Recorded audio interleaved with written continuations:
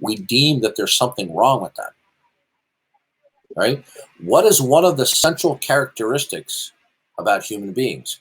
It is the fact that they are inherently relational. Okay? Darth, Yes. how can God have all knowledge if he has his own beliefs? I don't know. How can God have all knowledge and what? Hold on. Uh, how can God have all knowledge? You're breaking up. Yeah, I know.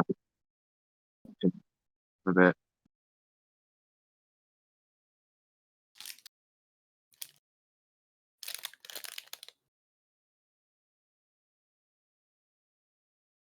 Mute. I'm waiting. I only have about a couple of minutes, and then I'm going to dinner. Okay, yeah. I mean, How is God I'll be back. Yeah, go ahead. How is God exactly all knowing? Well, if I could tell you that, I would be God, wouldn't I? Okay? It doesn't matter to me how God is all knowing. I'm not troubled about the things I don't understand about God, unless, of course, he's gone and revealed either in specificity or in principle within the scriptures. Okay. Well, God knows the truth value of all propositions, including future tense propositions. Okay. The real question is not how does God know everything, because everything is what it is because of the mind and the plan of God. I think a more important question would be, how is it that God can know my free choices? Okay. Okay. Right. That's the real dilemma. Okay. Did he cut out for anyone, or was that just me? Yeah. Who, me or the other person? Yeah, you. I don't know. So the point is, it doesn't matter to me. How can God know the truth value of all propositions or future tense propositions? Okay. So what? Doesn't matter. See, the problem that many people have with omniscience is they're holding to a perceptual model of foreknowledge, that God looks into the future and sees what's going to happen, and that's how he knows it. But that's a faulty model of omniscience. But that's not omniscience. Omniscience is knowing everything instantaneously, everything within the past, future, and present. Right. But what we're talking about is they're talking about within omniscience, he knows the future. Okay? So what I said is not to the exclusion of what you said. All right? Right.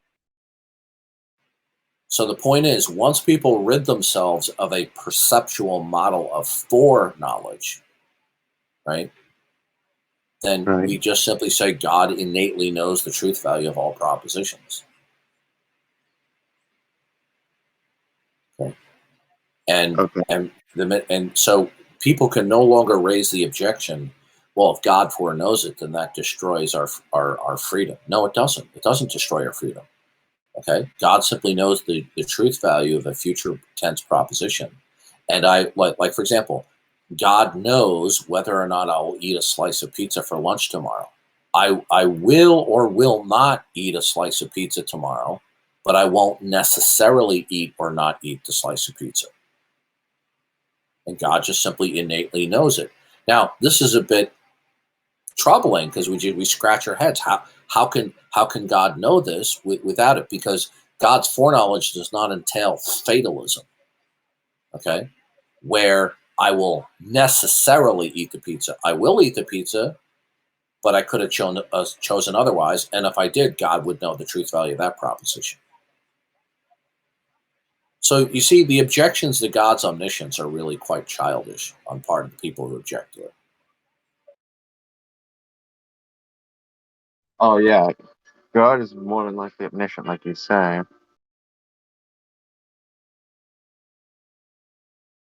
It should have to be decreed. Look, I studied magic when I was younger, okay? And I remember I went to a magic convention and saw some pretty good magicians, and some of these, what they did, the sleight of hand people just blew me away at just their skill. And then you find out how they do it, and you're like, oh wow, it's not so mysterious anymore. Like, oh, that's how it's done. Now, I'm not saying this is entirely analogous to God, But the point is, I'm not going to let my non-understanding of how God can know what I will freely do trouble me. Why should I be troubled about that? I'm a human being. I have very limited ability to know things, okay? And if God had wanted to make us know, he could have made us known to a certain extent. But the bottom line is once you understand the biblical worldview, anyone who attempts to assault the biblical worldview they're doomed to failure. So that is an opinion. Oh, well, is that just a clandestine way of saying I don't agree? Well, if you don't agree, then present your challenge. Hmm. See, the Christian worldview, I'm presenting it for what it presents itself, that it is indispensable for human actuality and intelligibility. If you don't accept that, then that will constitute a de facto denial or an implicit denial. Are you prepared to defend what worldview does provide intelligibility? Not quite right now. Good, then you're not in a position to object to the Christian worldview then.